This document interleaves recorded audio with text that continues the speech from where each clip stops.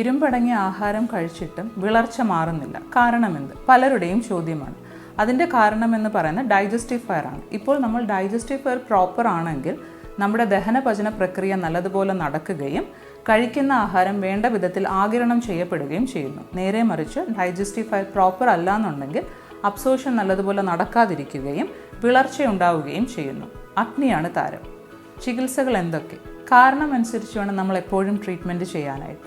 ആദ്യമേ തന്നെ പറയുവാണെങ്കിൽ നമ്മുടെ ദഹനപചന പ്രക്രിയ പ്രോപ്പറാക്കുക, പിന്നെ അതുപോലെ തന്നെ ശരിയായ ഭക്ഷണം ശരിയായ അളവിൽ ശരിയായ സമയത്ത് കഴിക്കുക.